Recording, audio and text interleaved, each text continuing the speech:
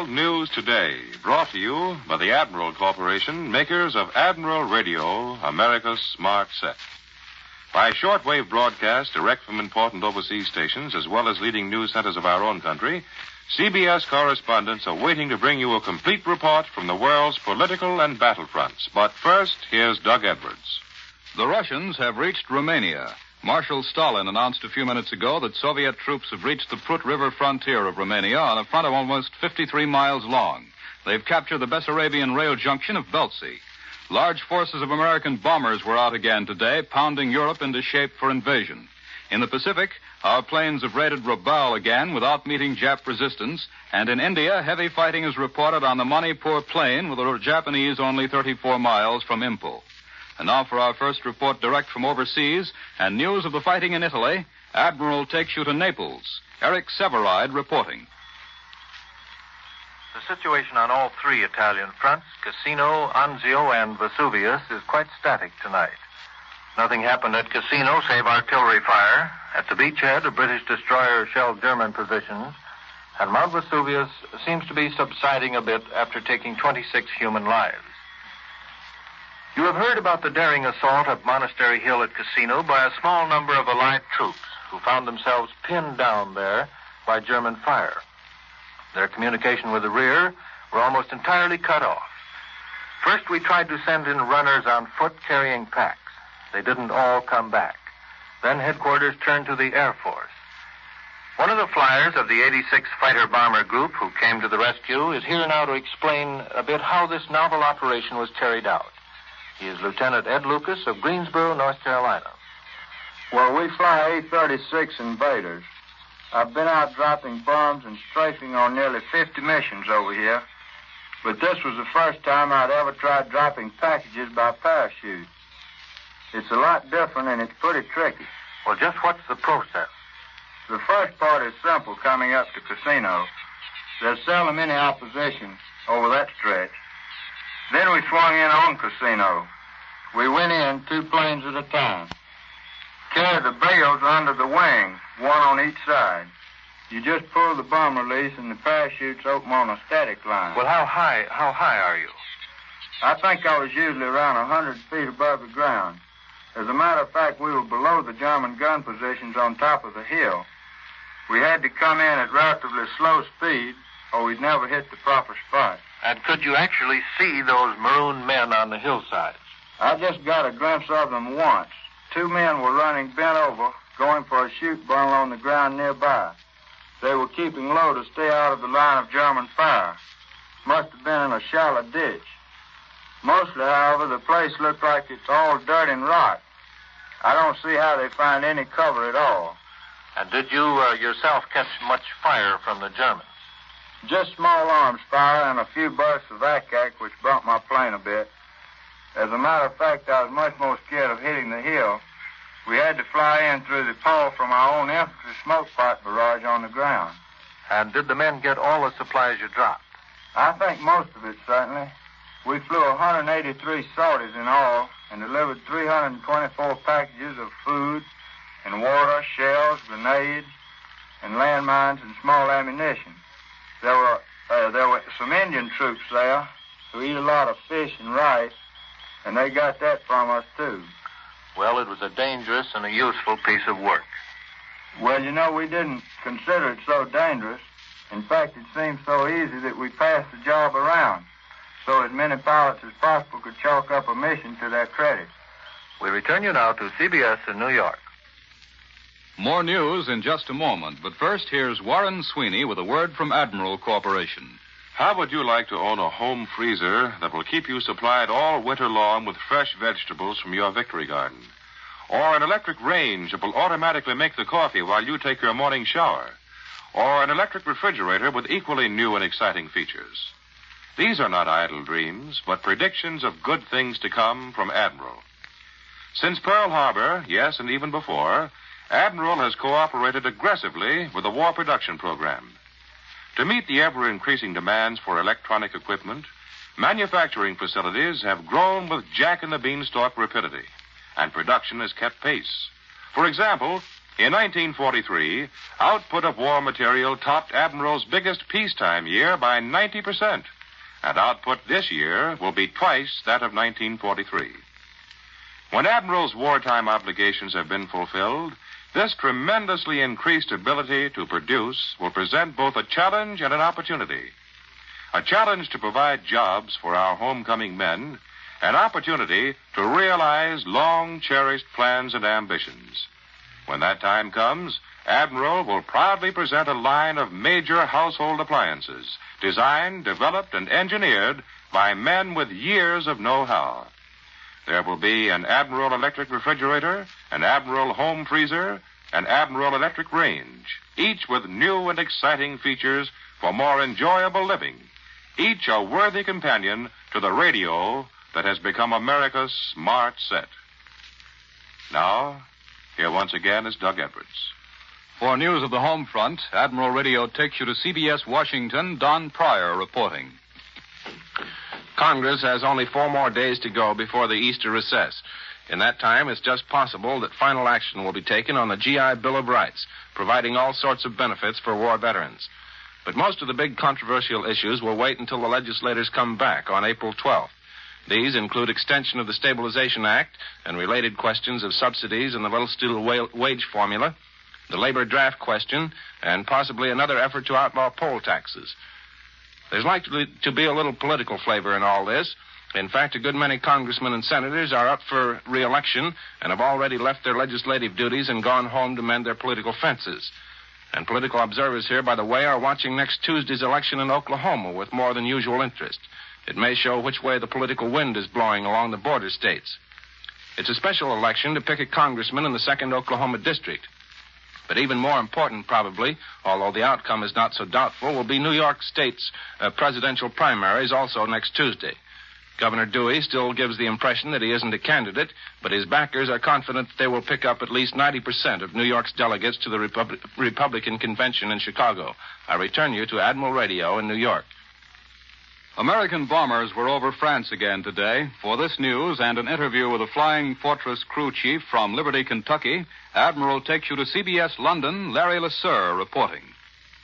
The coming of spring has brought payoff time to the exponents of victory through air power. The air battle must be won before the land battle can begin. And the American Air Force in Britain is in the midst of the greatest campaign it may ever fight, breaking the German Air Force. Again today, for the 20th time this month, America's fortresses and liberators have challenged the Luftwaffe. Our planes come home at dusk riddled by flak and cannon fire. But they must be fit to fly again at dawn. Behind this American record for sustained operations are the almost forgotten men, the ground crews, the mechanics who keep them flying. Tonight we have with us Master Sergeant Omer James of Liberty, Kentucky. 2 years ago, Sergeant James ran a general store on the edge of the Bluegrass. Today, he's crew chief of a flying fortress. He and his crew of mechanics have been cited by Bomber Command for sending out their fortress on over 40 combat missions without a single mechanical failure. Sergeant James, what shift do you work up at the airfield? We don't work any shift, Larry. We work until the job is finished. Generally, we start at dusk when the bombers return and work through until dawn next day. Once I work 72 hours straight. Gosh, any strikes at your field, Sergeant? No. The only time we ever complain is when a fort returns without dropping its bombs. Well, what's an average day like in the life of a fortress mechanic, Sergeant James? Well, I think you'd call it more night than day. When the forts go out, we go to bed. And when they come home, we go to work. Work all night, just using flashlights and portable lights. And, boy, it was pretty unpleasant on those English fields this winter. Yeah, I'll bet that cold went right through you. No. The cold didn't go through us. Some of it stayed inside. But now that spring is here, we can work much faster. There's more daylight now. We had so much experience in the last 9 months that we can do in 3 hours what used to take us a day. See, what's the name of your particular fortress, Sergeant James? Well, it used to be called the Screaming Red. Luckiest ship on the field. Went out on 45 missions, and none of her combat crew ever got a scratch. But she didn't come back from the 46th. That was Berlin. We waited out on the field until dusk for about an hour after the rest of the planes were home. And then we heard the bad news. Flak got her over the big city. can't tell you how I felt. We were all pretty silent. After 9 months, Screaming Red and her crew were gone. We're all sorry, Sergeant James, but we know that it costs men and planes to break the Luftwaffe. And that soon you'll have another chance to break the American Air Force record for keeping them flying. We return you now to New York. As we said earlier, Russian troops have reached the Romanian frontier to create new problems for the German command. And tonight in Moscow, the victory guns are booming. For an analysis of the situation on the Eastern Front, here is Columbia's military analyst, Major George Fielding Elliott. The crucial point in the Russian fighting is now the Romanian rail center of Cernati. This town, the capital of Bukovina, controls the 2 mainline railways which feed the whole of eastern Romania and form the only direct connections between Germany and the armies of Field Marshal von Manstein. If Cernati is taken by the Russians, these armies will be dependent on circuitous lines of railway running through Hungary, with the single exception of a rather poor line through the Jablanica Pass. The fall of Cernati should spell disaster for these German armies. And Cernati is in very real danger. With the collapse of German resistance at Proskirov and the encirclement of the town of Kamenets-Podolsky, the Russian armies of Marshal Zhukov have reached the upper Dniester River on a broad front, with good communications behind them. They are at this point only 25 miles distant from Cernati. Front reports say that tanks and trucks with lights blazing in order to make better time rolled all night from the Bug to the Dniester. This suggests that the Russians are now indifferent to the German Air Force, which is so largely occupied in defending western Germany against the powerful bombing attacks from the British Isles. Meanwhile, at the central part of the southern front, the Russians under General Konev have smashed through the Dniester barrier and have driven clear through to the Prut River, the border of Romania proper, on a 53-mile front. It would appear that von Manstein's group of armies may be in danger of being broken up into small, separated groups and thus destroyed in detail. Certainly very large numbers of German troops are still east of the Dniester, some even east of the Bug. The possibility that these troops may escape the vast Russian encircling movements grows less with every day of Russian progress. Where only a few days ago we were thinking somewhat hopefully of a Russian encircling movement between the Bug and the Dniester, we can now envisage the possibility of such a drive much farther west, between the Prut and the Carpathians. And if such a move could be completed, it would encircle and entrap the whole of the German armies within its grasp. That was Major George Fielding Elliott. With the election on the horizon and millions of American troops scattered all over the world, there's a very big job to be done informing those men and women of the issues in the campaigns. To hear more about that, here is Bill Slocum, Jr. The American soldier is the best fed, best equipped, and best paid fighting man in the world, which well he might be. He is also the best informed fighting man extant. For that he can thank first the American people, who would have it no other way, and then the Army Information Branch, which through its famous Army News Service sees to it that the GI in the Italian mud and the Pacific heat is fully and quickly informed of the fate of his favorite prize fighter in the ring, or his favorite movie star in the courtrooms of Hollywood, or how Main Street looks back home. With Election Day on the horizon, the job of the Army News Service becomes very intriguing indeed. To be very blunt about it, the President of the United States is the Commander-in-Chief of the Army and Navy. And if he isn't going to run for president, it's a cinch he'll be rooting for some man who does.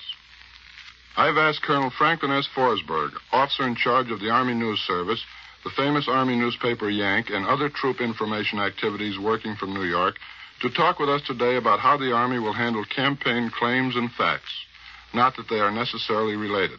Colonel Forsberg. Every soldier or fighting man of any service will be told everything that happens in the campaign. He'll very often read it in Australia before you read it at breakfast. He'll read or hear his radio, all sides of the news from home, but with no interpretation. We'll tell them, and they'll make up their own minds. No editorial comment? None. They're lucky. How will you tell the boys? Army News Service is now sending out more than 65,000 words a day via Army Signal Corps, shortwave radio, and airmail pouch to more than 120 overseas points. Impartial, complete digests of all sorts of news are sent out twice a day from New York. The news is distributed all over the world in various overseas Army newspapers, radio stations, mimeograph reports, bulletin boards, or if none of these is available, the commanding officer will pass the important news on. We send out feature stories and pictures by airmail and also pictures by radio.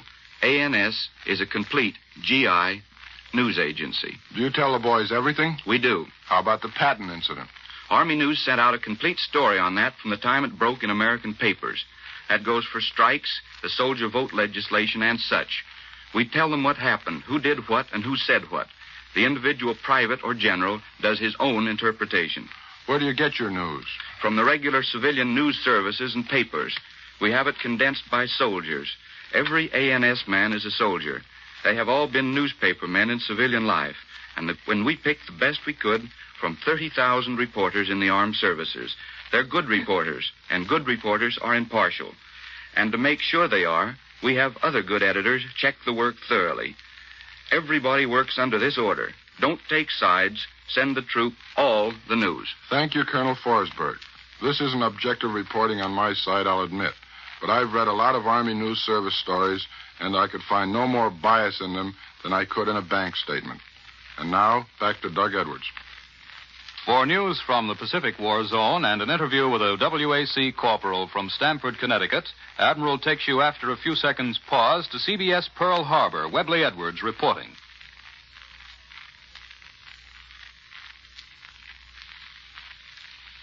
The forward advances of our forces from the Southwest Pacific have given the Americans control of the Pacific Sea areas as far north as Truk. Admiral Nimitz' Pacific Fleet forces have demonstrated their control of the sea lanes from the Central Pacific as far west as Truk and as far north as the Marianas. And the Japs have, in effect, been pushed back to a defense perimeter only half as large as it was 4 months ago. The Japs' inability to supply their bypassed forces in the Marshalls and in the New Britain, New Guinea, Solomons area now virtually settles the fate of a good many thousand Jap troops. The eastern Carolines islands of Ponape, Kusai, Pingalap are within distance of our heavy land-based bombers and have been bombed persistently. These bombings are a threat to the ships upon which these Caroline Islands depend for supplies, which makes it possible that even these eastern Caroline Islands may wither and die. Into the Pacific this week came the first contingent of WACs, women soldiers of the Women's Army Corps, attached to the Air Transport Command, AirWACs. And with me here at the Pacific Post is Corporal Leith Hamilton, age 28, of Stamford, Connecticut. Do I call you Miss Hamilton or Corporal? Just Corporal. Well, how does it feel to be out here in the combat zone, Corporal? This is what we've been training for. We volunteered for overseas duty. Back in the States, we knew we were doing a job, just as thousands of WACs there are doing now. But out here, we are so close to the real thing that it gives us more of a feeling of active participation. I've never seen anything like this place in my life. There certainly is a big war going on out here. Are you married, Corporal? Yes. My husband is Lieutenant John A. Hamilton of the Air Transport Command. He's the best navigator in the North Atlantic Wing. Why, naturally. Tell me, do the other WACs have any dates with the GIs around these here parts? Yes, they're allowed to have dates, but they must go out in groups of at least 4, and they can't have dates with officers. The girls hit it off very well with their brother soldiers, and they've already met some enlisted men they used to know back home. They're very careful of us out in this man's country, though, which is all right with us. Who checks up on the guards? Captain, don't worry. All right. What's your particular job, Corporal Hamilton? I'm a motor driver. Anything from a 2.5-ton truck on down to a Jeep. We came out here to relieve men to go on active duty, and it's really happening. I'm glad to say that the man whose place I have taken has already received his orders to go. And that's one of the newly arrived airwacks in the Pacific, Corporal Leith Hamilton, now taking a male truck driver's place in the combat zone. This is Webley Edwards at a Central Pacific airfield, returning you to Admiral Radio in New York.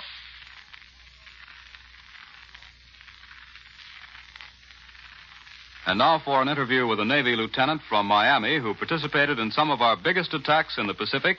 Admiral takes you back to Washington. Don Pryor reporting. Here's a man who has dropped bombs on the Japanese all over the South and Central Pacific, including Saipan, just 1,200 miles south of Tokyo. He's Lieutenant J.G. James P. Scherer, USN, a torpedo bomber pilot. We'll begin at Kwajalein, Jim. Which island there did you attack? Roy, that's at the north of the atoll. Was there much opposition in the air? Some the first day, but the real job at Kwajalein was done by the fleet's big guns and by the ground troops. After the second day, we just kept hauling bombs in support of the landing force. And then what? We went after Truck next. And from what we had heard about Truck, it was like being told to attack a machine gun with a razor blade. Well, but it turned out a little bit softer, didn't it? No, actually it didn't. A lot of people here seem to think that Truck was a fizzle. The Jap fleet didn't happen to be there, but it's about the toughest position I've ever seen. And they threw up more anti-aircraft than you could shake a stick at. We sank 23 Jap ships and destroyed just under 300 planes. Just those figures ought to prove that it isn't a pushover. Well, I should think so. Will you tell us about the attack as you saw it? I saw Truck for the first time about 9:30 in the morning. Some ships had been sunk already. Others were burning, and some were trying to get underway. Our target was a cargo ship. I was concentrating on that and only saw 3 planes. My turret gunner, A.J. Myers, got one of them on the way out. Those gunners, incidentally, are a good form of life insurance. Did you get a hit? Yes, we hit him on the stern. Well, your next attack, wasn't it, was at Saipan in the Marianas, and you didn't surprise the Japs when you went there, did you? No, that was the first raid we made where we were picked up before we got to the target. They spotted us about 4:30 in the afternoon, and they gave us hell all night and up to about 9:30 the next morning. None of us could sleep, of course, so we went topside and spent the night in the ready room. It looked like a 4th of July celebration. The Japs kept coming in waves. The sky was full of tracers and exploding shells, and now and then you'd see a big flash of fire and a ball of flame would drop into the sea. About 17 of them were shot down. Well, how about the raid itself, Jim? Well, the fighters went in first and shot down several Jap planes and strafed their fields. My group took off about 8 o'clock in the morning. The Jap bombers were still coming after our carriers, and while we circled, the Ack-Ack and fighters shot down several more of them. We came over Saipan about 9 o'clock. It's a beautiful little island covered with trees and cane fields, and there's a pretty fair-sized town of several thousand people. We didn't hit that. Our target was an airfield, and we got about 5 Jap planes on the ground. But we missed most of the fun because the Japs tried to dive bomb our carrier while we were gone. But they didn't get a hit. There was another run later in the day, but it didn't get in on that. They went after the only ship in the harbor and shot up a few small boats. Well, Jim, you look awfully healthy for a man who's been through all that. Have you ever been wounded? Once. I was shot down in the raid on Rabaul, and a sailor's helmet fell off when he leaned over to pull me aboard a destroyer. The helmet hit me on the head. Well, in other words, a helmet can dish it out as well as take it. I return you now to Admiral Radio in New York. In closing, we'd like to remind you that Prime Minister Churchill of Great Britain will speak to the world from London this afternoon, and his address will be heard over the Columbia Network at 4 p.m. Eastern Wartime. And now, once again, here is Warren Sweeney with a word from Admiral Corporation. In the months prior to Pearl Harbor, the personal or camera-type radio was rapidly gaining favor with the American public. Small enough and lightweight enough to carry alone or packed in luggage, the Admiral Bantam was the reigning favorite among camera-type radios. For despite its small size, the Admiral Bantam produces plenty of volume and excellent tone. Operating equally well on alternating or direct house currents or self-contained batteries, there are never any power blackouts with the Admiral Bantam. The Bantam is just one member of the large family of Admiral Radio, America's smart set, and they'll all be back when war clouds lift. The Admiral radios of the post-war era will be finer because of the improvements perfected and the experience gained in building wartime communications equipment. Yes, great things are brewing in the modern plants of Admiral Corporation, world's largest manufacturer of radio phonographs with automatic record changers. The appearance of personnel of the armed services on this program does not necessarily constitute an endorsement of our product. The home front pledge is, I will pay my ration points in full, and I will pay no more than ceiling prices. As you know, there is a ceiling price for almost every food you buy. These ceiling prices don't cover just meat and canned goods. They also are in effect on staples like bread, cereals, eggs, soap. In fact, almost everything that goes into your market basket. Know your ceiling prices and pay no more. It's the fair way. World News Today is brought to you each Sunday at this hour by the Admiral Corporation, makers of Admiral Radio, Admiral Refrigerators, Admiral Home Freezer, Admiral Electric Range. Be sure to listen again next Sunday when Admiral brings you World News Today by shortwave, direct from leading news centers of the world. Warren Swinney speaking. This is CBS, the Columbia Broadcasting System. The WBBM Air Theater, Wrigley Building, Chicago.